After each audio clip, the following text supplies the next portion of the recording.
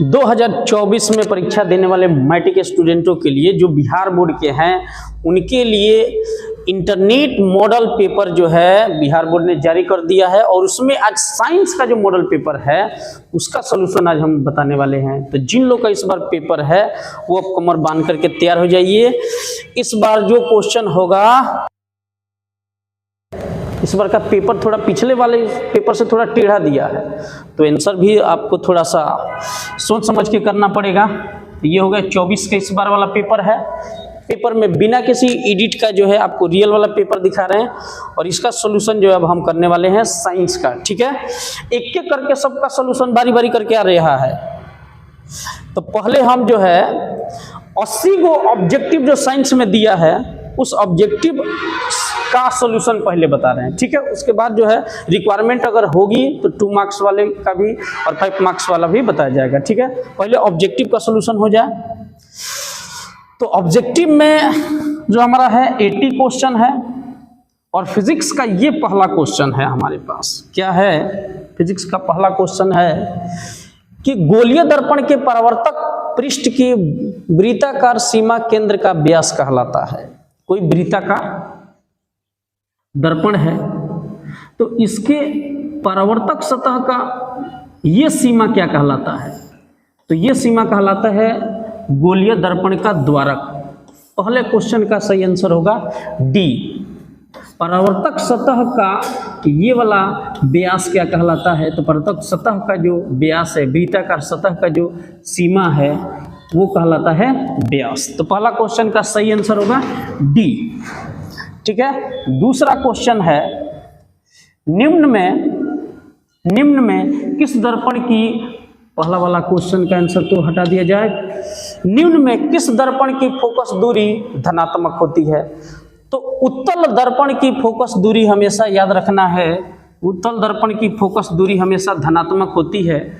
उत्तल दर्पण ऐसे होता है, इसका परावर्तक सतह जो है उठा होता है और इसकी जो फोकस होती है वो हमेशा क्या होती है? धनात्मक होती है। इसका फोकस जो है रे जैसे चलता है ऐसे जाता है, ऐसे रे जाएगा तो ऐसे जाएगा। इसका जो फोकस होता है वो फोकस जो होता है इस डायरेक्शन में बनता है, आपतित किरण के दिशा में बनेगा। मतलब एक्स इधर होता है और एक्स में मापी गई दूरी प्लस होती है। तो उत्तल दर्पण का जो फोकस होता है वो हमेशा क्या होगा? प्लस होगा। तो सही ऑप्शन क्या होगा? सही ऑप्शन क्या होगा जी? बी होगा। उत्तल दर्पण इसका सही आंसर हो जाएगा। ठीक है, अगला क्वेश्चन है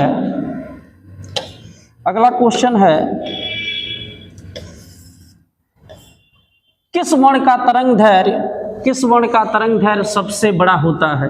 तो किस रंग का तरंग दैर्घ्य सबसे बड़ा होता है? लाल रंग का तरंग दैर्घ्य सबसे अधिक होता है। इस क्वेश्चन का सही आंसर होगा ए। लाल रंग का तरंग दैर्घ्य सबसे अधिक होता है। क्वेश्चन नंबर 4 है किसी वस्तु का प्रतिबिंब आंख के किस भाग पर बनता है? तो किसी वस्तु का प्रतिबिंब आंख के जो है रेटिना के ऊपर बनता है। सही ऑप्शन क्या होगा? ए। इस क्वेश्चन का सही आंसर होगा ए, रेटिना। इस क्वेश्चन का सही आंसर होगा। अब नेक्स्ट क्वेश्चन है क्वेश्चन नंबर 5। निम्नलिखित में किस माध्यम में प्रकाश की चाल सबसे अधिक होती है? किस माध्यम में प्रकाश की चाल सबसे अधिक होती है? तो वैक्यूम यानी निर्वात में प्रकाश की चाल सबसे क्या होती है? अधिक होती है। तो सही ऑप्शन क्या हुआ? निर्वात। अगला क्वेश्चन है दूरदृष्टि वाला नेत्र साफ साफ जो है देख सकता है। तो देखो, जो आंख में बीमारी होगा वही वस्तुएं हमें साफ साफ दिखाई देगी। तो अगर दूरदृष्टि दोष किसी को हो जाता है तो उसे दूर की वस्तु जो अनबा बिल्कुल साफ साफ दिखाई देने लगती है। यानी क्वेश्चन का सही आंसर होगा बी। इस क्वेश्चन का सही आंसर क्या होगा? बी। अगला क्वेश्चन है क्वेश्चन नंबर 7। एक अभिसारी किरण पुंज समतल दर्पण पर आपतित होता है तो परावर्तित किरण पुंज कैसा होगा? अगर कोई दर्पण समतल दर्पण है, इसके पास अगर अभिसारी किरण पुंज जो मिलती है अगर अभिसारी किरण पुंज अगर मिलती हुई किरण अगर आती है तो ये वाली रेज इधर आएगी, ये वाला रेज इधर आएगा। मतलब जो आने वाली किरण भी होगी वो आप अगर अभिसारी है तो लौट करके जाने वाली किरण भी क्या होगी, अभिसारी होगी, क्योंकि लौट के जाने वाली किरण भी देखिए एक बिंदु पर मिल रहा है। आने वाली किरण तो मिल रहा है लेकिन जाने वाला किरण भी क्या हो रहा है, मिल रहा है। तो किरण अगर अभिसारी है तो परावर्तित किरण भी क्या होगी, अभिसारी होगी। सही ऑप्शन क्या होगा, ए हो जाएगा। तो इस क्वेश्चन का सही आंसर क्या हो जाएगा, ए हो जाएगा, अभिसारी। ठीक है, नेक्स्ट क्वेश्चन है क्वेश्चन नंबर 8। क्वेश्चन नंबर 8 है कि यदि एक प्रिज्म से एक बड़ी किरण गुजरे तो उसका क्या नहीं होगा। तो अगर कोई प्रिज्म है, अगर उससे एक वर्ण वाला प्रकाश गुजरेगा तो एक वर्ण वाला अगर कोई प्रकाश ऐसे गुजरता है तो भाई उसका वर्ण विक्षेपण नहीं होगा, विचलन होगा, मुड़ जाएगी, लेकिन वो 7 रंगों में टूटेगी कैसे, एक ही प्रकाश है। तो उसका सिर्फ क्या नहीं होगा, तो उसका वर्ण विक्षेपण नहीं होगा। सही आंसर होगा सी। इस क्वेश्चन का सही आंसर होगा सी। प्रकाश का विचलन होगा, मुड़ रही है, अपवर्तन होगा, मुड़ रही है प्रकाश तो विचलन तो होगा, अपवर्तन तो होगा, क्या नहीं होगा, तो सर 7 रंग में नहीं टूटेगी, यानी वर्ण विक्षेपण नहीं होगा। तो ऑप्शन पूछा है क्या नहीं होगा, तो वर्ण विक्षेपण नहीं होगा। ठीक है, अब अगला क्वेश्चन है क्वेश्चन नंबर 9। क्वेश्चन नंबर 9, वायु में कांच के उत्तल लेंस की वायु में शक्ति क्या होगी। तो उत्तल लेंस की शक्ति हमेशा याद रखेंगे, उत्तल जो लेंस होता है उसकी शक्ति हमेशा जो है धनात्मक होती है। आपतित किरण की दिशा में इधर फोकस इसका बना है, अब फोकस चूंकि प्लस है तो पावर भी 1/f, अगर f प्लस है तो पावर भी क्या होगा, प्लस होगा। उत्तल लेंस की क्षमता जो होती है हमेशा क्या होती है, धनात्मक होती है।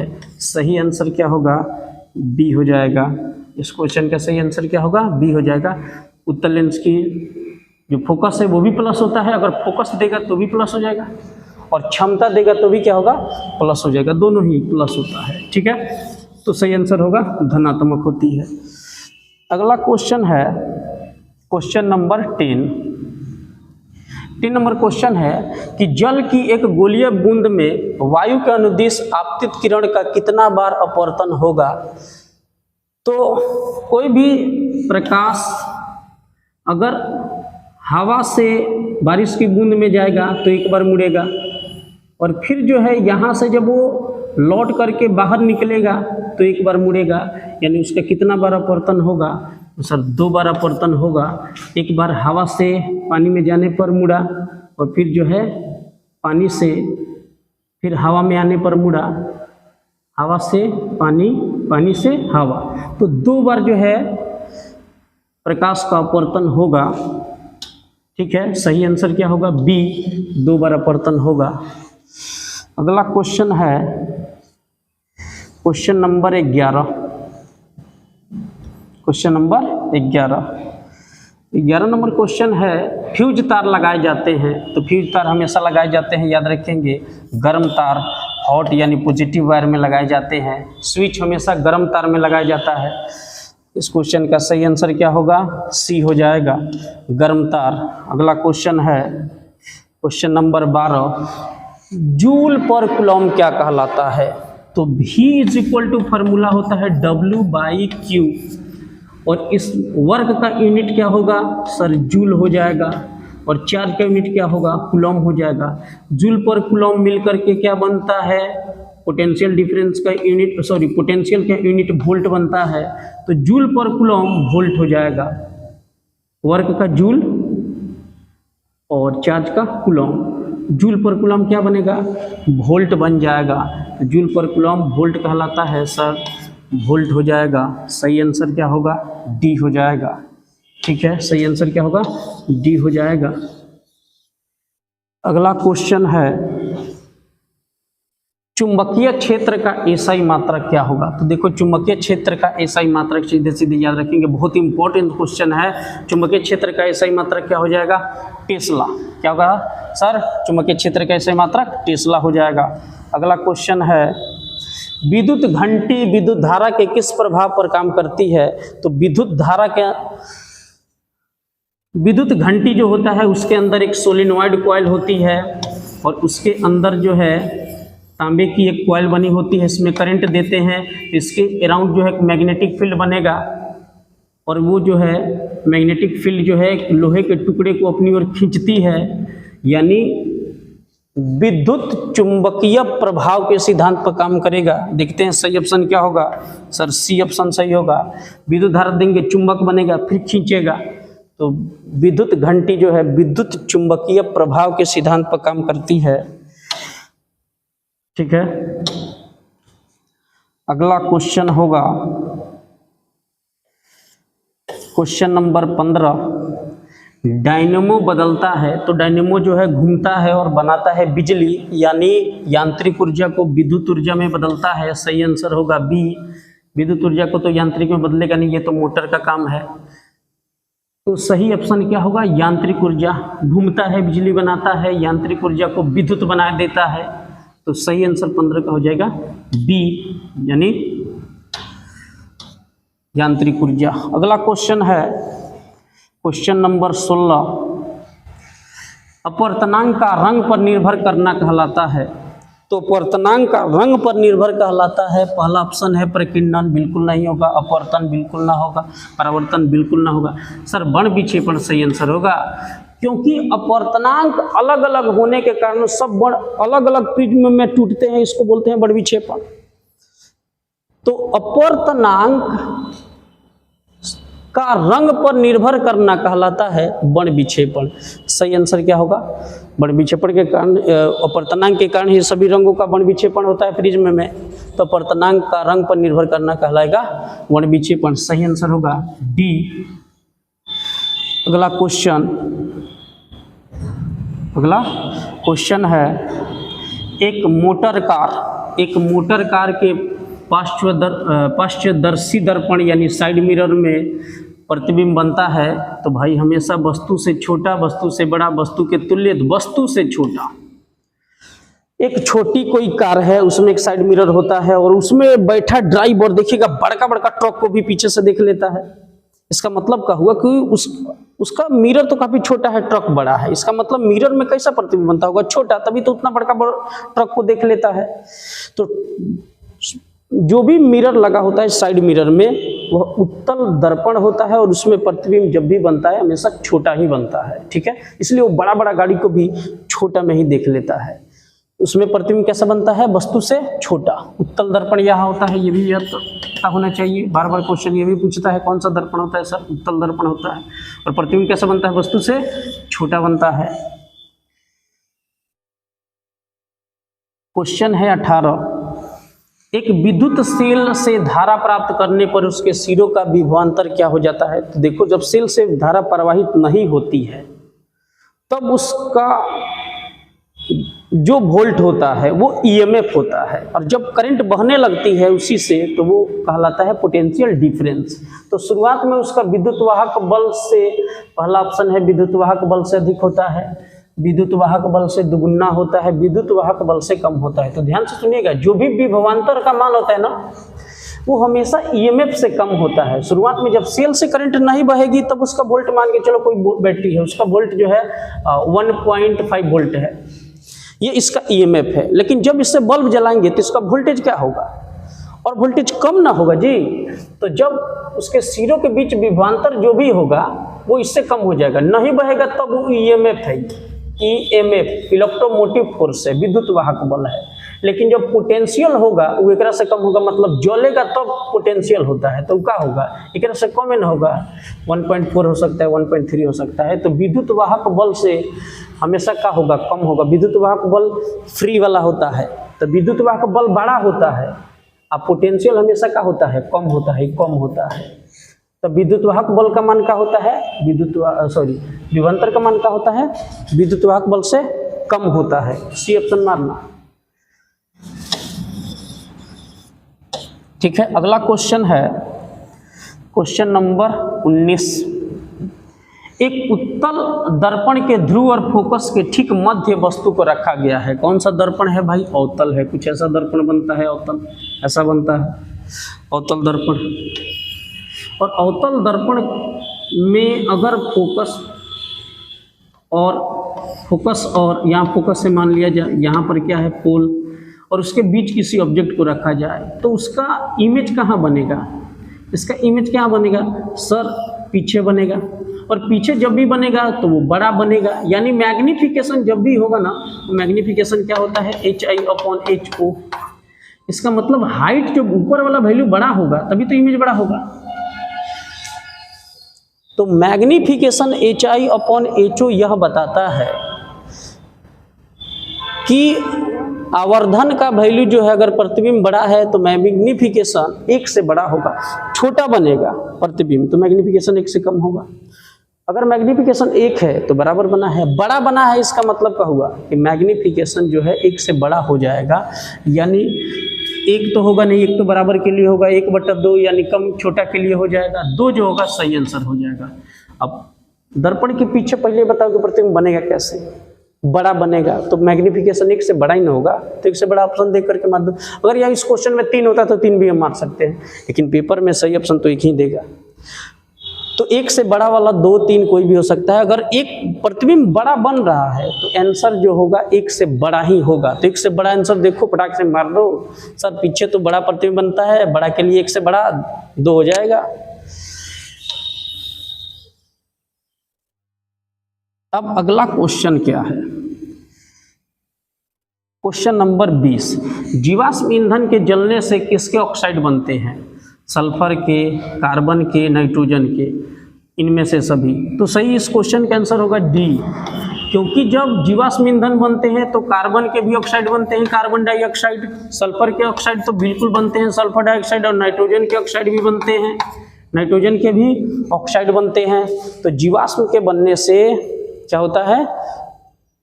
कार्बन, सल्फर और नाइट्रोजन तीनों के ऑक्साइड बनते हैं। और याद रखिए बहुत इंपॉर्टेंट चीज कि तीनों ये ऑक्साइड जो होते हैं वो अम्लीय होते हैं। कारण यही है कि ये तीनों ऑक्साइड जो है अम्लीय वर्षा करा देते हैं, यही पानी में तीनों मिल करके अम्लीय बारिश कराते हैं ऊपर जा करके। ठीक है, तो ये तीनों अम्लीय होते हैं, इन्हीं तीनों ऑक्साइडों के कारण अम्लीय वर्षा होती है, जिसमें सबसे ज्यादा खतरनाक कौन है? SO2। तो ये तीनों की प्रकृति भी याद रखेंगे, अम्लीय होता है। ठीक है, क्वेश्चन यहाँ से भी पूछ सकता है, बड़ा इंपॉर्टेंट क्वेश्चन है ये। तो तीनों के ऑक्साइड जो अम्लीय होते हैं और ये तीनों जो हैं जीवाश्म ईंधन से बनते हैं। अगला क्वेश्चन की तरफ चलेंगे। अगला क्वेश्चन है 21 नंबर, बहुत इंपॉर्टेंट क्वेश्चन। विद्युत प्रतिरोधकता का SI मात्रक होता है। तो विद्युत प्रतिरोधकता का पहला है ओम मीटर, दूसरा है ओम पर मीटर, वोल्ट पर मीटर। सही ऑप्शन क्या होगा? ओम मीटर। प्रतिरोधकता का जो मात्रक होता है, प्रतिरोधकता रो, फॉर्मूला होगा RA/ कितना L। इसका यूनिट क्या होगा सर? इसका यूनिट क्या होगा? इसका यूनिट क्या होगा? ओम। इसका क्या होगा? Metre square. इस लंबाई है तो क्या होगा? लेंथ का क्या होगा? मीटर। 1 मीटर से 1 मीटर कैंसिल होगा, ओम मीटर। सही आंसर क्या होगा? ओम मीटर। सही आंसर क्या होगा? ओम मीटर। ठीक है, तो रेसिस्टिविटी रो का यूनिट क्या होगा? ओम मीटर। ठीक है, अगला आंसर की तरफ चलेंगे। तो अगला क्वेश्चन क्या है हमारा? विद्युत फ्लक्स में परिवर्तन की दर का SI मात्रक होता है। विद्युत फ्लक्स में परिवर्तन की दर का SI मात्रक होता है वाट। ये तो भाई किसका मात्रक है? ये तो शक्ति का है। ये किसका है? कार्य का है, जूल। वेबर। सही आंसर क्या होगा? वेबर। विद्युत फ्लक्स में परिवर्तन की दर का SI मात्रक होगा वेबर। वोल्ट याद रखना, ये पोटेंशियल और पोटेंशियल डिफरेंस का है, ये ना होगा वेबर। सही आंसर क्या होगा? वेबर। बिल्कुल कॉन्फिडेंस के साथ मारना, वेबर। ठीक है, अगला क्वेश्चन 23 नंबर। पहले समांग माध्यम में प्रकाश गमन करता है, वक्र रेखा में, वृत्त में, अनिश्चित तरीके से, सरल रेखा में। सही आंसर क्या होगा भाई? डी। सही आंसर क्या होगा? डी होगा। ठीक है, समांग माध्यम में प्रकाश हमेशा एक सरल रेखीय पथ पर गमन करता है, सरल रेखीय पथ, यानी डी आंसर सही होगा। बिल्कुल सही है। आगे की तरफ चलेंगे। Question number 24। Question number 24। यदि एक प्रिज्म से एक बड़ी किरण गुजरे तो उसका नहीं होगा, उसका नहीं होगा। क्या नहीं होगा सर? एक बॉन्ड वाला प्रकाश अगर गुजरे तो क्या नहीं होगा? एक बॉन्ड वाला अगर प्रकाश गुजरता है तो विचलन तो होगा। एक बॉन्ड वाला प्रकाश, शायद हमें लगता है इस प्रकार के प्रश्न पहले भी आ चुका। एक बॉन्ड वाला प्रकाश अगर जाएगा तो पहले तो अपवर्तन होगा सर, विचलन भी होगा।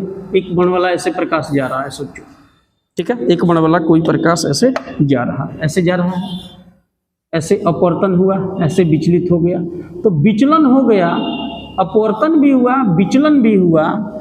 क्या क्वेश्चन बोल रहा है? नहीं हुआ। तो सर 7 रंगों में नहीं टूटा, यानी बण विक्षेपण नहीं हुआ। सही आंसर क्या होगा? ए हो जाएगा। सही, एक बणी प्रकाश अगर एक बण प्रकाश से जाएगा तो अपवर्तन हुआ, विचलन भी हुआ, लेकिन बण विक्षेपण नहीं हुआ। 7 रंगों में नहीं टूटा क्योंकि भेजा ही एक था, तो 7 रंगों में नहीं टूटा, विचलन हुआ, बण विक्षेपण नहीं हुआ। क्या नहीं हुआ? बण विक्षेपण ना हुआ। ठीक है, अगला क्वेश्चन की ओर चलेंगे। Question number 25। क्वेश्चन नंबर 25 है, प्रत्येक इलेक्ट्रॉन पर ऋण आवेश होता है। प्रत्येक इलेक्ट्रॉन का ऋण आवेश कितना होता है? 1.6 × 10⁻⁻20। ये तो बिल्कुल ना होगा। 1.6 × 10⁻⁻19 कूलम। सही आंसर क्या होगा? सी, 1.6 × 10⁻1.6 × 10 कितना? सही आंसर क्या होगा? सी, 1.6 × 10⁻⁻19 कूलम। ठीक है, कुछ क्वेश्चन ऐसे होते हैं जिसका आंसर याद करना पड़ता है, तो वो तो आपको दिमाग में रखना पड़ेगा। जो समझने वाला है वो तो आपको समझा रहे हैं। ठीक है, आगे चलेंगे। Question number 26। अब 25 तक हम लोग फिजिक्स में थे, अब 26 के बाद अब हम लोग आ गए केमिस्ट्री में। एक घोल नीले लिटमस पत्र को लाल कर देता है, घोल का पीएच क्या होगा? तो पहले याद रख, नीले लिटमस पत्र को लाल कर रहा है। नीले लिटमस पत्र को क्या कर रहा है? लाल कर रहा है। ये प्रॉपर्टी किसका है भाई? अम्ल का है। अम्ल याद करना है और नील याद रखो। अम्ल ही नीला को लाल करता है। अम्ल क्या करेगा? नीला को क्या करेगा? नीला है, नीला उसको क्या कर देगा? लाल कर देगा। तो अनील नीला को लाल करने वाला अम्ल है, तो नीला को लाल कर देता है, इसका मतलब अम्ल है। और अम्ल का पीएच का होता है 7 से कम। अब 7 से कम इसमें ढूंढ लो, 9, 10 और 7 से कम कौन होगा भाई? 2 होगा। सही आंसर का हो जाएगा ए। अम्ल का काम क्या है?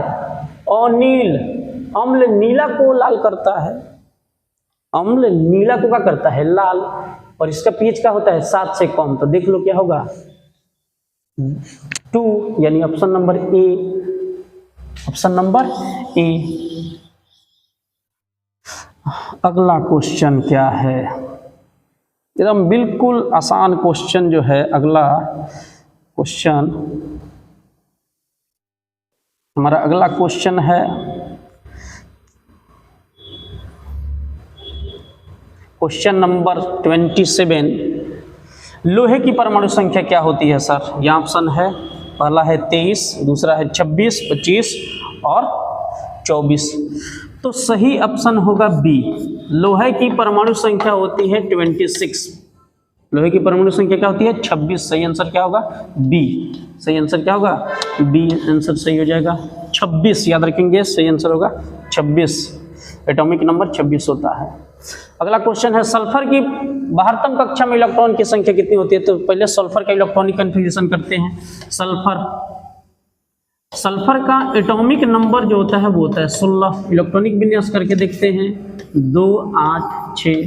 सल्फर के सबसे बाहरी कक्ष के इलेक्ट्रॉन वैलेंस इलेक्ट्रॉन होते हैं, इन्हें वैलेंस इलेक्ट्रॉन कहते हैं। और वैलेंस इलेक्ट्रॉन की जो इसमें संख्या है वो है 6। सल्फर 16 में वैलेंस इलेक्ट्रॉन, लास्ट वाला इलेक्ट्रॉन को वैलेंस इलेक्ट्रॉन कहते हैं। ठीक है, अंदर वाला कोर इलेक्ट्रॉन कहलाता है। अंदर इलेक्ट्रॉन क्या कहलाता है भाई? Core electron. तो वैलेंस इलेक्ट्रॉन हमें बताना है, तो वैलेंस इलेक्ट्रॉन की संख्या कितनी है? लास्ट वाला इलेक्ट्रॉन वैलेंस होता है, कितना है?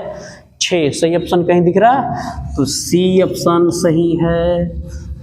28 नंबर क्वेश्चन कंप्लीट हुआ। सल्फर की परमाणु संख्या अगर आपको याद हो तो इलेक्ट्रॉनिक विन्यास करिए। लास्ट वाला इलेक्ट्रॉन देखिए, वैलेंस इलेक्ट्रॉन कितना है? 6 है। सही ऑप्शन क्या होगा? सी। अगला क्वेश्चन है, एल्यूमिनियम, एल्यूमिनियम पर मोटी ऑक्साइड की परत चढ़ाने की प्रक्रिया कहलाती है। पहला जस्तीकरण होता नहीं है, लोहे पर जस्ते का लेप चढ़ाना कहलाता है जस्तीकरण। इसके ऊपर लोहे पर जस्ते का लेप चढ़ाना कहलाता है जस्तीकरण। ये तो ऑप्शन होगा नहीं है, क्योंकि एल्युमिनियम के ऊपर जो है ऑक्साइड की परत कहलाता है। सही ऑप्शन होगा एनोडीकरण। सही है, ये वाला ऑप्शन नहीं होगा, बिल्कुल नहीं होगा। पहला ऑप्शन तो जस्तीकरण में लोहे पर जस्ते का लेप चढ़ाया जाता है। तो क्वेश्चन का सही आंसर क्या होगा? एनोडीकरण। क्या होगा? एनोडीकरण। ठीक है जी, आगे चला जाए। एनोडीकरण मान लिए। अब आगे है क्वेश्चन नंबर 30। कौन सा कार्बनिक यौगिक सबसे अभिक्रियाशील है? ठीक है, थोड़ा टफ का क्वेश्चन है। कौन सा यौगिक जो है अधिक अभिक्रियाशील है? तो देखो, जिसमें पाई बॉन्ड बनेगा, यानी डबल बॉन्ड बनेगा, ट्रिपल बॉन्ड बनेगा, वो थोड़ा ज्यादा क्रियाशील होगा।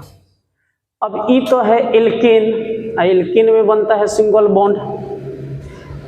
इसका भी एल्केन का फॉर्मूला क्या होता है? CnH2n+2। अगर दुगुना से दो अधिक है तो आपको पता है कि एल्केन है। इसमें एक है, एक का दुगुना दो, दो का दो जोड़ देंगे तो 4। ये है एल्केन, इसमें सिंगल बॉन्ड बना है। ये भी एल्केन है, दुगुना से दो अधिक है, तो ये भी एल्केन है, इसमें भी सिंगल बॉन्ड बना है। इसमें दुगुना है, Cn है तो H2n है, इसमें का बॉन्ड बनेगा? डबल बॉन्ड बनेगा। 3 है तो 3 का दुगुना 6 और 2 8। दुगुना से दो अधिक होगा तो एल्केन होगा, इसमें भी सिंगल बॉन्ड होगा, इसमें भी सिंगल, इसमें भी सिंगल, इसमें भी सिंगल। तो ये तीनों तो कम क्रियाशील होंगे। सही का पूछ रहा है हमसे अधिक क्रियाशील कौन है? तो बी। इसमें पाई बॉन्ड जो है ना बड़ा कमजोर बनता है, जल्दी टूट जाता है, इसलिए ज्यादा तेजी से क्रिया करता है। तो डबल बॉन्ड वाला देखेंगे और सही आंसर मार देंगे। डबल बॉन्ड कैसे पहचानेंगे भाई? इसके दुगुना अगर है दिख जाए तो दो को बॉन्ड बनेगा, 2 है तो इसके दुगुना 4 है, डबल बॉन्ड बनेगा, फटाक से मार दीजिए, ज्यादा क्रियाशील यौगिक होगा सी। क्या होगा? सी। बाकी सब एल्केन है, कम क्रियाशील है। ठीक है, तो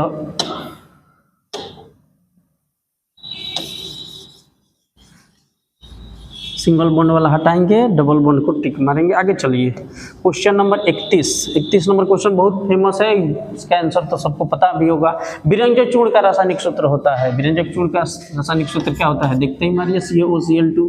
विरंजक चूर्ण का रासायनिक सूत्र क्या होगा? CaOCl2। 31 का आंसर क्या होगा? बी ऑप्शन सही है। आगे चला जाए, क्वेश्चन नंबर 32। रासायनिक अभिक्रिया में भाग लेने वाले पदार्थ को क्या कहते हैं? उत्पाद बिल्कुल नहीं है, तो बनने वाला पदार्थ होता है अभिकारक। सही आंसर क्या होगा? अभिकारक। रासायनिक अभिक्रिया में भाग लेने वाले जो पदार्थ होते हैं वो कहलाते क्या है? अभिकारक। ठीक है, आगे चला जा। टूथपेस्ट होता है अम्ल, क्षार और लवण का ही ये भी क्वेश्चन है। अगर एनसीईआरटी को थोड़ा एक्सप्लेन करके पढ़े तब मिलेगा। टूथपेस्ट होता है, हालांकि हर चीज बुक के अंदर मिलेगा नहीं, आपको थोड़ा अपनी फिलॉसफी भी लगानी पड़ेगी। टूथपेस्ट होता है क्षारीय, अम्लीय, उदासीन, इनमें से कोई नहीं, सॉरी इनमें से सभी। तो ये बात जान लिया जाए कि टूथपेस्ट कैसा होता है। तो सर क्षारीय होता है, अल्काली प्रॉपर्टी का होता है, बेसिक प्रॉपर्टी का होता है। तो टूथपेस्ट क्षारीय होता है। इसका पीएच जो होता है वो 7 से क्या होता है? अधिक होता है। इसका पीएच क्या होता है? 7 से अधिक होता है। 34 नंबर क्वेश्चन, निम्न में 34 नंबर क्वेश्चन है, निम्न में कौन कार्बोक्सिलिक समूह है? तो कार्बोक्सिलिक समूह कौन है? सी ऑप्शन सही होगा। कार्बोक्सिलिक एसिड का फॉर्मूला क्या होता है? सॉरी फंक्शनल ग्रुप क्या होता है? COOH। तो सही आंसर क्या होगा? कार्बोक्सिलिक समूह क्या है? सी ऑप्शन सही होगा, कार्बोक्सिलिक समूह COOH। अगला क्वेश्चन है 35 नंबर, निम्नलिखित में किसके कारण अम्ल वर्षा होती है? पिछला वाला भी ये क्वेश्चन आया था। तो देखो, अम्ल वर्षा में CO2 का थोड़ा सा इंपॉर्टेंस होता है, CO का तो बिल्कुल ना, लेकिन SO2 का सबसे ज्यादा योगदान है। निम्नलिखित में किसके कारण अम्लीय वर्षा होती है? SO2 के कारण होती है। ये जीवाश्म में से बनने वाला SO2 जो होता है ये अम्लीय वर्षा का सबसे बड़ा कारण होता है। ये जो होता है SO2 ये वाटर के पहले ऑक्सीजन में जा करके अभिक्रिया करेगा और फिर बना लेगा SO3। चिमनी के धुआं से निकलेगा, चिमनी से निकलेगा SO3। और बना SO2 ऊपर हवा में जाकर के क्या बना देगा, ऑक्सीजन से मिलकर के क्या बना देता है, SO3 बना लेता है। और यह SO3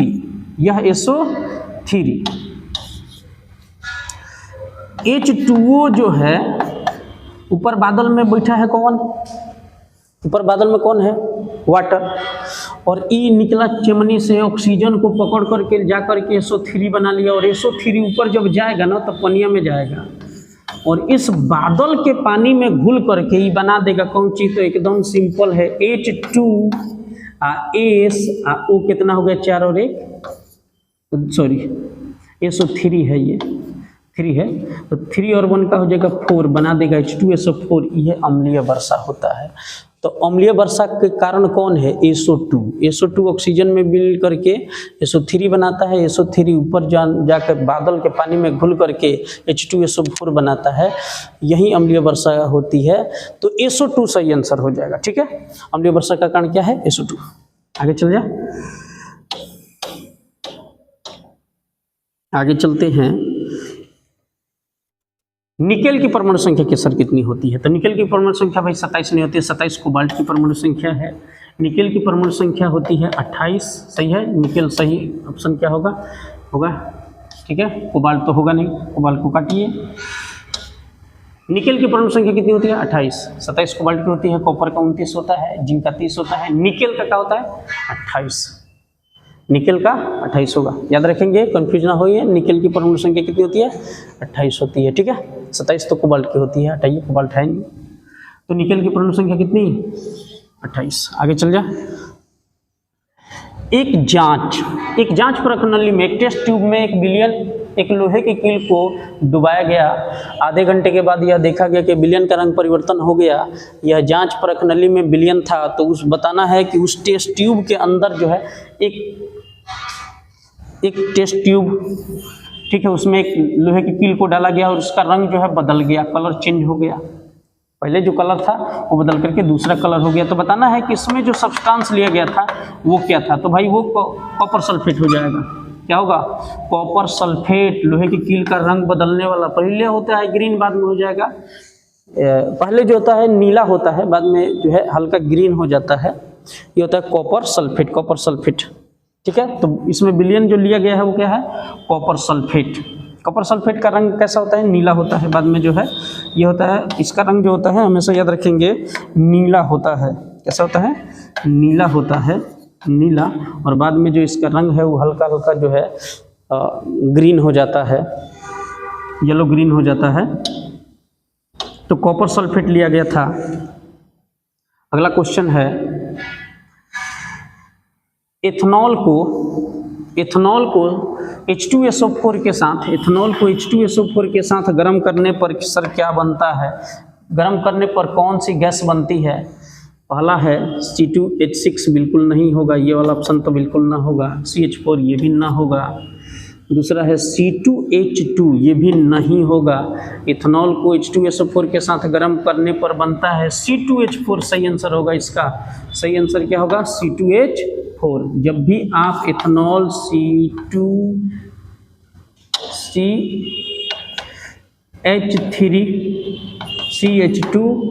CH2OH को जब भी आप इसके साथ गर्म करें, H2SO4 के साथ अगर आप गर्म कर लेते हैं, H2SO4 के साथ गर्म करते हैं, तो देखो क्या होगा, C2 यहाँ देखना है, C2 और H क्या होगा, 3 और 1 मिल करके H हो जाएगा 4, C हो जाएगा 2, 1 और 1 क्या हो जाएगा 2, और 3 और 1 मिल करके हो जाएगा 4, और यहाँ से H2 और O मार देगा कल्टी, H2O निकल जाएगा बाहर। तो CH3 और CH, हो सकता है कि आपको कन्फ्यूजन थोड़ी ज़्यादा हो रही हो, ठीक है, तो यहाँ का चीज़ हम अलग लिख करके आपको दिखा देते हैं। ये है CH3 और C, तो यहाँ का CH3C, तो C2 हो गया, H3 और 1 मिल करके क्या हो गया, 4 हो गया, H2 और O मिल करके H2 बनाया। तो सही ऑप्शन क्या हो जाएगा, C2H4। CH3 और O मिल के क्या हो जाएगा, CH3 C और H मिल करके क्या हो जाएगा, C2 और H कितना 3 और 1 4 हो जाएगा, H2 और O मिल करके वाटर बना लेता है। तो सही आंसर होगा HC2H4। ठीक है, वहाँ देख लीजिए O2 मिलकर H2 अलग हो गया, तो सही आंसर क्या होगा C2H4। ठीक है, थोड़ा फास्ट करेंगे, केमिस्ट्री का क्वेश्चन थोड़ा टफ होता है। क्वेश्चन है 39 नंबर, बहुत आसान है। हीरा निम्नलिखित में से किस तत्व का अपरूप है? गंधक का यानी सल्फर का बिल्कुल नहीं, फास्फोरस का बिल्कुल नहीं, सिलिकॉन का नहीं। सही आंसर क्या होगा इसका डी, कार्बन का। कार्बन के एलोट्रॉप्स होते हैं डायमंड, तो सही आंसर क्या होगा डी। ठीक है, अगला क्वेश्चन है 1 ग्राम सोने से कितना लंबा तार बनाया जा सकता है?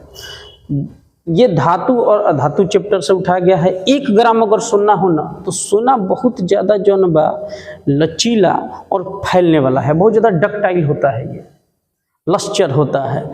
तो 1 ग्राम सोने से 2 किलोमीटर लंबा तार बनाया जा सकता है। इसका सही आंसर होगा डी। आश्चर्य की बात है, 1 ग्राम आपके पास सोना है तो उससे 2 किलोमीटर लंबा आप तार बना सकते हैं। ठीक है, तो 1 ग्राम सोने से 2 किलोमीटर लंबा तार बनाया जा सकता है। बहुत ज़्यादा लचीला और बहुत ज़्यादा फैलने वाला होता है ये। आगे चला जाए, क्वेश्चन है निम्नलिखित यौगिकों में कौन जल में विलेय है? कौन जल में घुल जाएगा?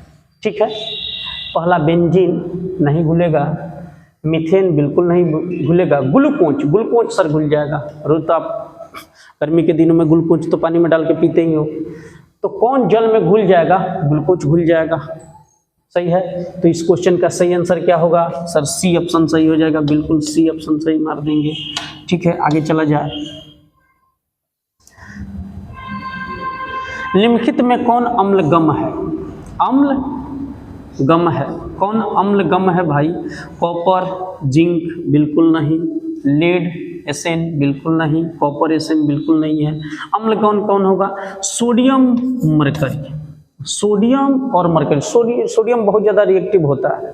ठीक है, उसको स्टेबल बनाने के लिए मरकरी के बीच में उसको रखा जाता है, उस ऊपर मरकरी से उसको घेर करके मरकरी में डुबा दिया जाता है, उसको रखा जाता है अस्थाई बना करके रखने के लिए। तो सोडियम और मरकरी अम्लगम हो जाएंगे, तो डी ऑप्शन इसका बिल्कुल सही हो जाएगा। ठीक है, अगला क्वेश्चन क्या होगा? ठीक है, अगला क्वेश्चन क्या है? एथिलीन का आईपीएससी नाम होगा। एथिलीन का आईपीएससी नाम होगा एथेन, एथीन, एथाइन, और इनमें से कोई नहीं। सही आंसर हो जाएगा एथीन, इसका बी ऑप्शन करेक्ट है। एथिलीन का आईपीएससी नाम क्या हो जाएगा?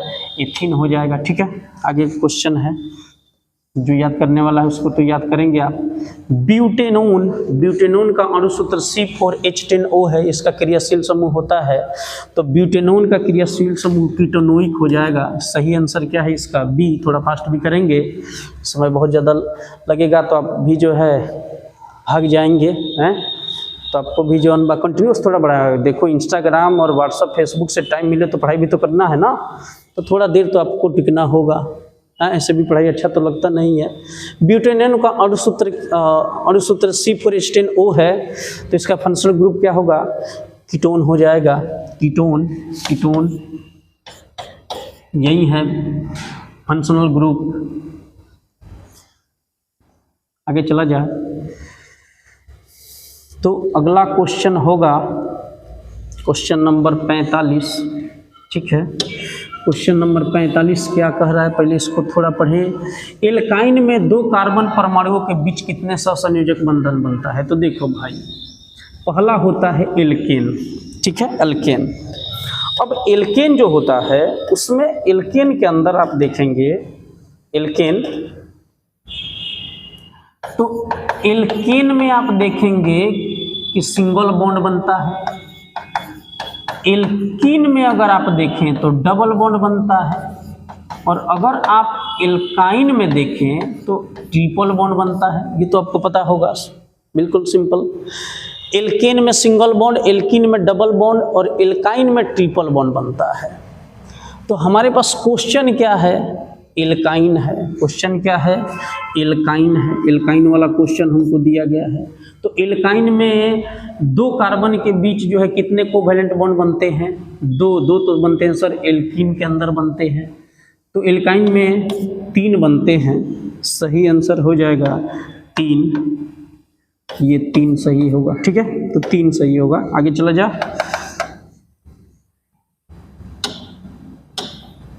ठीक है, एल्कीन का याद रखेंगे, एक एल्कीन में डबल बॉन्ड बनता है और एल्काइन में ट्रिपल बॉन्ड। तो क्वेश्चन एल्काइन का है, ट्रिपल बॉन्ड बनता है, ठीक है।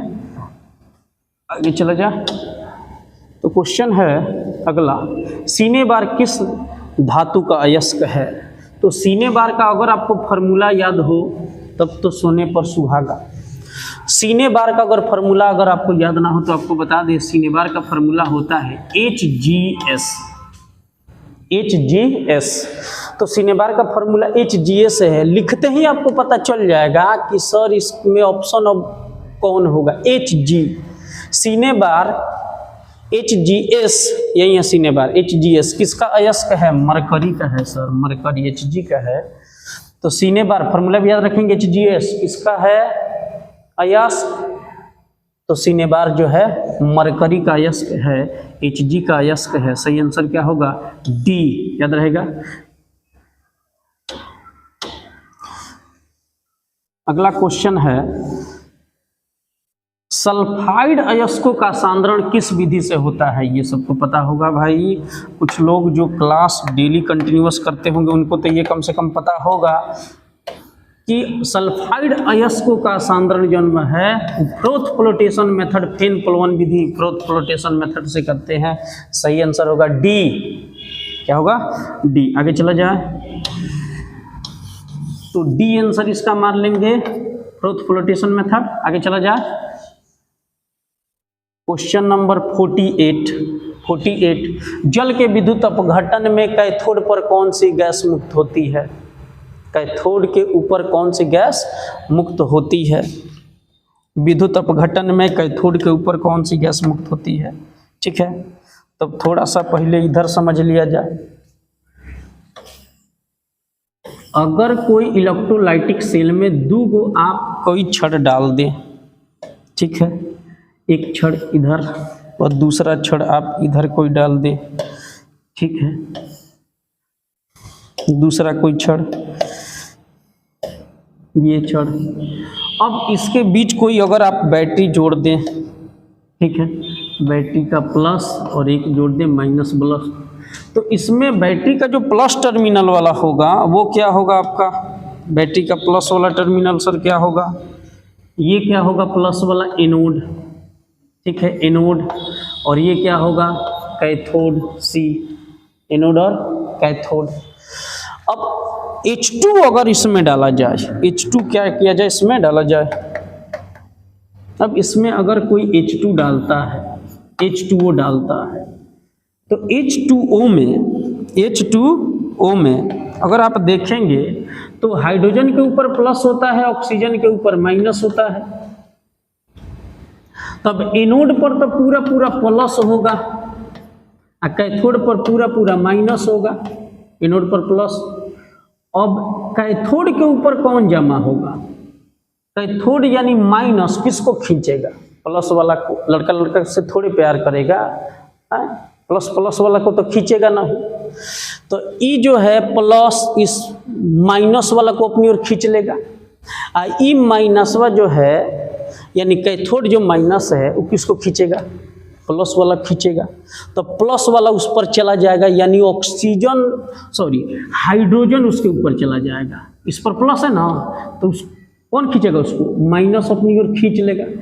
तो यह माइनस इस हाइड्रोजन को अपनी ओर खींच लेगा, यानी हाइड्रोजन चल जाएगा किसके ऊपर? कैथोड के ऊपर, ठीक है। तो ये कैथोड जन व माइनस किसको खींचेगा? प्लस को। प्लस अपनी ओर खींच लेगा, यानी हाइड्रोजन जो चल जाएगा इस पर, और रह गया माइनस, ही चल जाएगा इस पर। तो अगर क्वेश्चन में ही दे दे कि एनोड के ऊपर कौन चिपकता है और एनोड के ऊपर कौन कलेक्ट होता है, तब तो मार देंगे ऑक्सीजन। और माइनस यानी कैथोड के ऊपर कौन जाएगा? हाइड्रोजन। पहले वाला प्लस माइनस पर चल जाएगा और माइनस वाला किस पर चल जाएगा? प्लस पर। तो हमारे पास क्वेश्चन का है, हमारे पास जो क्वेश्चन है उसमें कह रहा है जल के अपघटन में कैथोड पर, कैथोड यानी कौन, माइनस पर कौन जाता है, तो सर माइनस जन बा प्लस को अपनी ओर खींच देता है, यानी हाइड्रोजन जाकर उस पर चिपक जाएगा।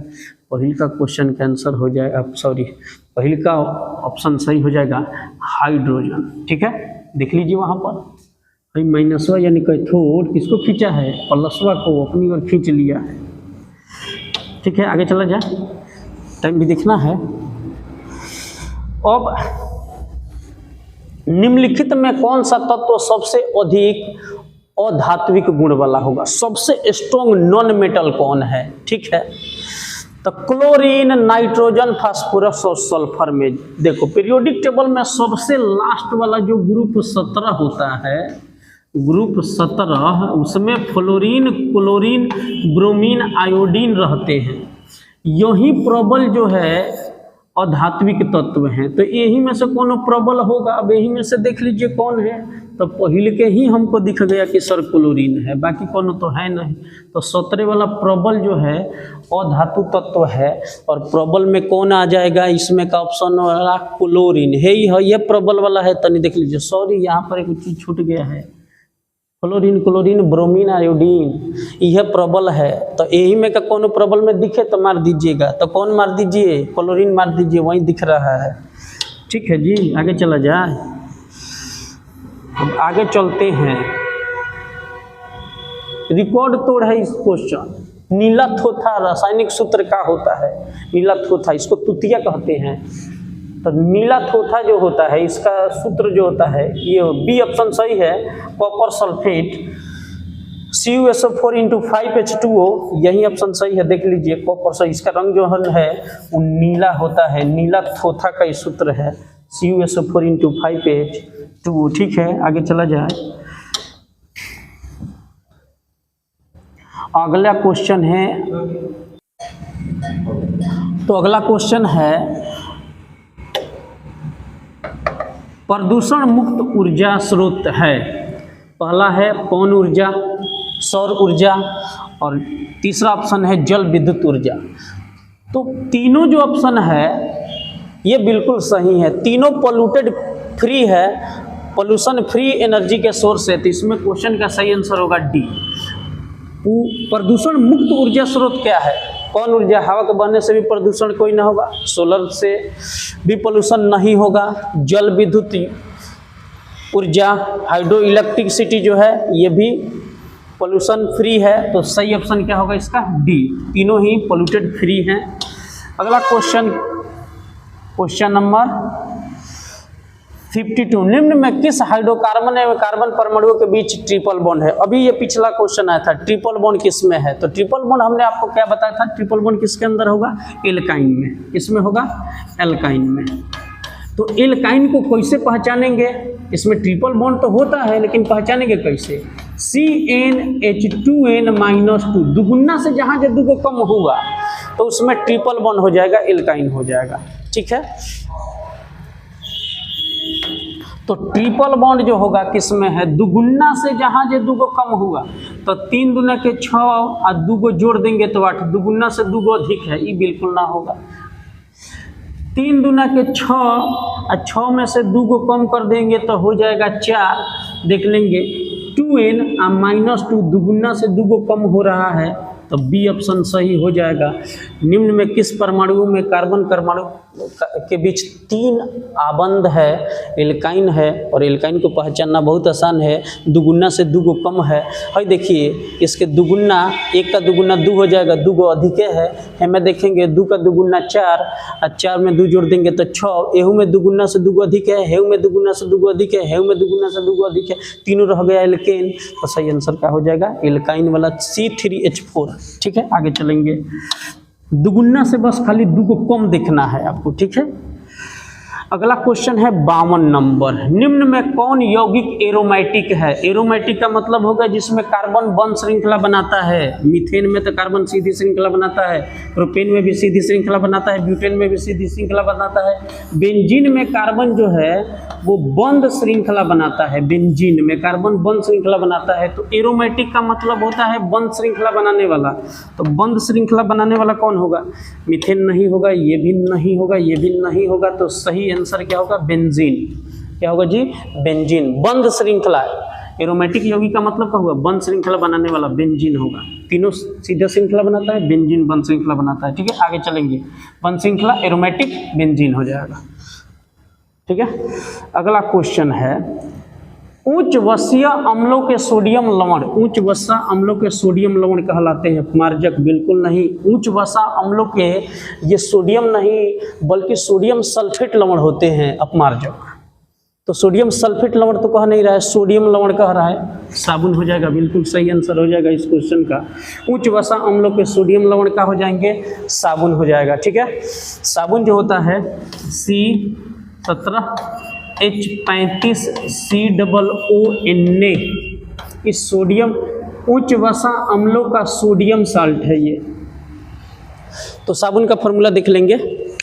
तो साबुन जो है उच्च वसा अम्लों का सोडियम लवण होता है, सोडियम साल्ट होता है। साबुन सही हो जाएगा। उच्च वसा अम्लों का सोडियम लवण का होगा साबुन, सही आंसर हो जाएगा साबुन। आगे चलेंगे। एक कक्षा में इलेक्ट्रॉन की अधिकतम संख्या होती है n² 2n²। सही आंसर होगा 2n²। कक्षा में अधिकतम इलेक्ट्रॉन की संख्या होती है कितना? 2n²। सही आंसर होगा C 2n²। ठीक है, केमिस्ट्री का क्वेश्चन कंप्लीट हुआ। ठीक है, आगे जो है वो क्वेश्चन नंबर 56 साइक्लोट्रॉन का आकार होता है, बायोलॉजी का क्वेश्चन है। ठीक है, बायोलॉजी में अब क्वेश्चन जो है बायोलॉजी का क्वेश्चन, साइटोन का आकार क्या है? न्यूरॉन सिस्टम से लिया है। साइटोन का आकार होता है, तो साइटोन का आकार जो होता है ताराकाय होता है। देखिए यहाँ प्रॉपर जो है टाइम नहीं है, इसलिए हर चीज़ को एक्सप्लेन करने का थोड़ा कम टाइम है। अगला अगर आपके पास कोई कमेंट वगैरह रहेगा ज़रूर करिए, और प्रतीक का शेप पर हम जो है आपको समझाने की कोशिश करेंगे। फिलहाल समय जो है थोड़ा कम है, तो आप थोड़ा जल्दी कर लें। ऑब्जेक्टिव में फर्स्ट फोकस लड़का को रहता है सही ऑप्शन ढूंढने से, बस यही है। साइक्लोट्रॉन का साइटोन का आकार होगा ताराकाय।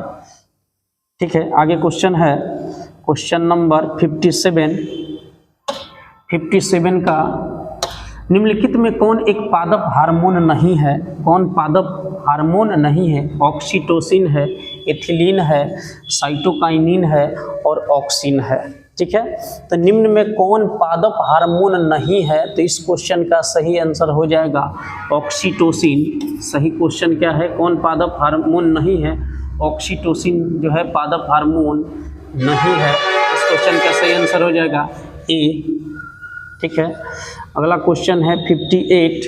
यूरिया रक्त में कहाँ प्रवेश करता है? यूरिया रक्त में कहाँ प्रवेश करता है? श्वास नलिका में, यकृत में, वृक्क में, फेफड़ा में। तो इस क्वेश्चन का सही आंसर होगा यूरिया जो है रक्त में प्रवेश करता है यकृत यानी लीवर से। यूरिया रक्त में कहाँ से प्रवेश करता है? यूरिया रक्त के अंदर जो है वह लीवर से प्रवेश करता है, यकृत से प्रवेश करता है। तो बी ऑप्शन सही हो जाएगा। आगे चलेंगे। क्वेश्चन नंबर 59, निम्नलिखित में कौन किसी पारिस्थितिकी तंत्र का एक जैव घटक है? जैव का मतलब होता है जिंदा वाला घटक, जैव घटक। तो तापमान बिल्कुल नहीं होगा, कवक सर कवक ही सही आंसर हो जाएगा। मृदा और वायु नहीं होंगे। निम्नलिखित में कौन पारिस्थितिकी तंत्र का जैव घटक है? सर कवक, फंगी। फंगी जो हो जाएगा इस क्वेश्चन का सही आंसर हो जाएगा। आगे क्वेश्चन है 60 नंबर क्वेश्चन है, नर युग्मन तथा मादा युग्मन के संयोग से बनता है बीज। बिल्कुल नहीं होगा, जाइगोट सही आंसर होगा इसका, जाइगोट। नर युग्मक तथा मादा युग्मक के संयोग से बनता है जाइगोट। सही आंसर क्या होगा? जाइगोट। ठीक है, अगला क्वेश्चन 61 नंबर। ठीक है, 61 नंबर क्वेश्चन है, पादप पादप अपशिष्ट संचित रहते हैं। पादप जो है अपशिष्ट, पादप अपशिष्ट का मतलब होता है plant waste. Plant waste material are stored in, कहाँ स्टोर होते हैं? तो इनका सही आंसर हो जाएगा कोशिका रिक्तिकाओं में, सेल्यूलर वैक्यूल्स में। तो इसका सही आंसर क्या होगा? सेल्यूलर वैक्यूल्स के अंदर होता है, कोशिकीय रिक्तिकाओं के अंदर। तो सही आंसर क्या होगा इसका? ए। पादप अपशिष्ट वेस्ट जो होते हैं वो कहाँ संचित रहते हैं? कोशिका रिक्तिकाओं में। ठीक है। सामान्य अनुशीतलन रक्तदाब होता है नॉर्मल डायस्टोलिक जो है, डायस्टोलिक जो प्रेशर होता है, नॉर्मल डायस्टोलिक जो ब्लड प्रेशर होता है वो कितना होता है? तो भाई 80 mm होता है। इसके ऊपर जो है एक अलग वीडियो हम बनाएंगे जिसके ऊपर जो है आपको ब्लड जो है इसके बारे में ज़्यादा आपको जानकारी मिलेगी। फिलहाल इस क्वेश्चन का सही आंसर जान लेंगे। इसमें 2 ब्लड प्रेशर आते हैं, एक डायस्टोनिक होता है। तो डायस्टोनिक जो है वो हमसे पूछा जा रहा है, तो सही आंसर क्या होगा? 80 mm। सही आंसर हो जाएगा इसका डी। ठीक है। अगला क्वेश्चन है 63। तो 63 जो है क्वेश्चन है कि मनुष्य, बिल्ली और चमगादड़ के अग्रपाद होते हैं असमजात अंग, समजात अंग। सही आंसर होगा इस क्वेश्चन का समजात अंग, और सीसीएम तो बिल्कुल नहीं, इनमें से कोई नहीं। ये आंसर आप सही मारिए, समजात अंग। मनुष्य, बिल्ली तथा चमगादड़ के अग्रपाद होते हैं समजात अंग, समजात अंग। होमोलोगस ऑर्गन होते हैं। Question number 64। पादप में फ्लोएम उत्तरदायी है। पादप में फ्लोएम उत्तरदायी है।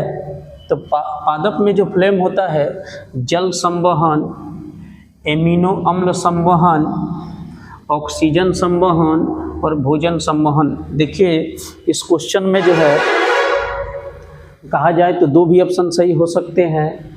तो पादप में फ्लोएम जो है वो उत्तरदायी है। ठीक है।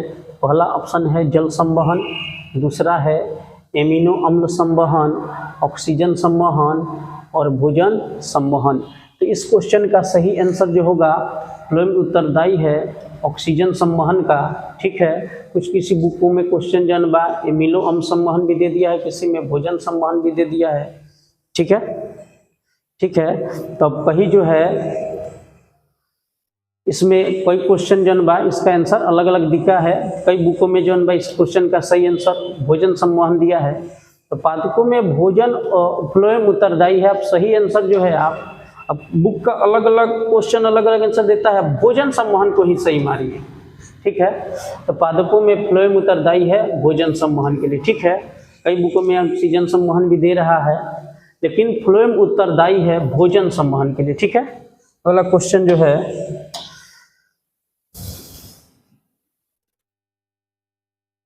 एक वयस्क मनुष्य के कितने दांत होते हैं? एक वयस्क मनुष्य में कितने दांत होते हैं? ये सबको पता होगा। 32 दांत होते हैं। एक वयस्क मनुष्य के अंदर जो है टोटल 4 प्रकार के दांत होते हैं और कुल दांतों की संख्या जो होती है वो 32 होती है। ठीक है। अगला क्वेश्चन, एंड्रोजन क्या है? सर एंड्रोजन क्या है? नरलिंग हार्मोन है, मादा लिंग हार्मोन है, पाचक रस है, इनमें से कोई नहीं। तो एंड्रोजन जो है वो मेल सेक्स हार्मोन है अर्थात नरलिंग हार्मोन है। सही आंसर हो जाएगा ए। एंड्रोजन क्या है? नरलिंग हार्मोन है, मेल सेक्स हार्मोन है। ठीक है। सही आंसर क्या हो जाएगा इसका? ए, मेल सेक्स हार्मोन नरलिंग हार्मोन हो जाएगा। ठीक है। अगला क्वेश्चन है न्यूरॉन का वह हिस्सा जहां जानकारी हासिल की जाती है। ठीक है। तो पहला ऑप्शन है तंत्रिका काक्ष शिरा, तंत्रिका काक्ष, डेट्राइट और कोशिका पिंड। तो सही इस क्वेश्चन का आंसर जो होगा सी ऑप्शन आपको सही मारना है।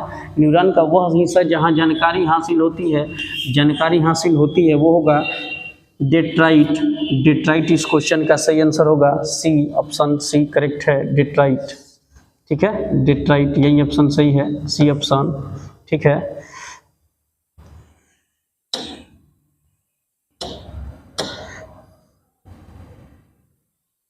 ठीक है।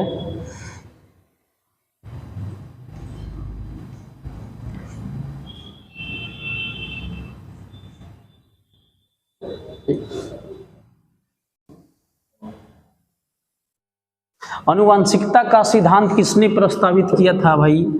अनुवांशिकता का who propose the theory of heredity, अनुवांशिकता का प्रतिपादन किसने किया था? लामार्क पहला है, दूसरा है चार्ल्स डार्विन और तीसरा है ग्रेगर जॉन मेंडल। सही आंसर होगा ग्रेगर जॉन मेंडल। अनुवांशिकता का सिद्धांत किसने दिया था? ग्रेगर जॉन मेंडल ने। हेरिडिटी का प्रिंसिपल दिया था ग्रेगर जॉन मेंडल ने। मटर के पौधा वाला आपको याद होगा, ठीक है। ग्रेगर जॉन मेंडल अनुवांशिकता का सिद्धांत दिए थे, ठीक है। अगला क्वेश्चन है 69। प्रकाश संश्लेषण की प्रकाश प्रक्रिया निर्भर करती है, प्रकाश संश्लेषण की प्रकाश प्रक्रिया निर्भर करती है जल पर, सूर्य की किरण पर, सूर्य की रोशनी पर, क्लोरोफिल पर, ठीक है, इनमें से सभी पर। क्योंकि प्रकाश संश्लेषण जो है वो जल पर भी निर्भर करेगा, सूर्य के प्रकाश पर भी निर्भर करेगा और क्लोरोफिल के ऊपर निर्भर करेगा। तो इनमें से डी ऑप्शन सही होगा, इनमें से सभी, ठीक है। अगला क्वेश्चन क्या है? अगला क्वेश्चन है कि गुर्दे में उत्पादित, गुर्दा का मतलब होता है किडनी, तो किडनी में उत्पादित मूत्र जो है मूत्राशय में जाता है। पहला ऑप्शन है मूत्र मार्ग से, दूसरा है मूत्रवाहिनी से, तीसरा ए और बी दोनों से, और चौथा इनमें से कोई नहीं। देखिए गुर्दे में यानी किडनी में, kidney urine produced in kidney is transported to the urinary bladed by, तो इसका सही आंसर हो जाएगा मूत्रवाहिनी, यूरेटर्स, यूरेटर्स इस क्वेश्चन का सही आंसर हो जाएगा। मूत्र मार्ग से तो मूत्र जनबा बाहर निकल जाता है, लेकिन क्वेश्चन क्या पूछ रहा है कि किडनी से जो है यूरिनरी ब्लेडर जो होता है, यूरिनरी ब्लेडर, तो उसके अंदर जो है पेशाब किससे आता है? तो किससे आता है? मूत्रवाहिनी से। कुछ लोग कंफ्यूज होकर के भी मार देते हैं, बिल्कुल गलत है। इससे मूत्र जो है हमारे शरीर से बाहर निकलता है, मूत्रवाहिनी सही होगा। इसमें किडनी से जो है यूरिनरी ब्लेडर के अंदर आता है।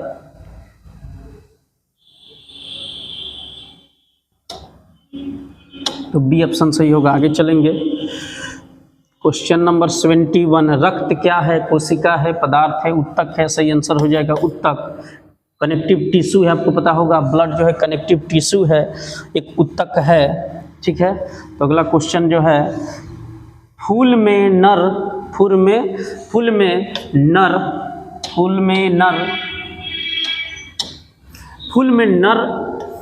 प्रजनन अंग होता है। नर प्रजनन अंग क्या होता है? फूल के अंदर नर प्रजनन अंग क्या होता है? तो नर का मतलब होता है पुरुष, याद रखेंगे, ये तो आपको पता होगा कि नर माने पुरुष होता है। तो फूल के अंदर पुरुष प्रजनन अंग पूछा है, नर माने पुरुष प्रजनन अंग पूछा है, तो पुरुष प्रजनन अंग का हो जाएगा पुंकेसर। क्या होगा? एंड्रोसियम। सही आंसर क्या हो जाएगा? नर माने याद रखिएगा कोई चीज पुरुष, पुरुष से मार दीजिएगा पुंकेसर। तो नर यानी पुरुष भाग पूछेगा तो पुंकेसर मार दीजिएगा, ठीक है। तो सही आंसर क्या हो जाएगा इसका? एंड्रोसियम, पुंकेसर हो जाएगा, ठीक है।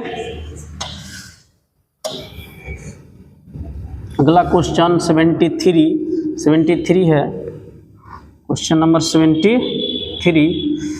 अगला क्वेश्चन 73 था हमारा। 73 नंबर क्वेश्चन है कि द ओरिजिन ऑफ स्पीसीज किसके द्वारा लिखा गया था? ग्रेगर जॉन मेंडल द्वारा? बिल्कुल नहीं। बिजमैन द्वारा? बिल्कुल नहीं। चार्ल्स डार्विन द्वारा? सही आंसर क्या होगा? Charles Darwin.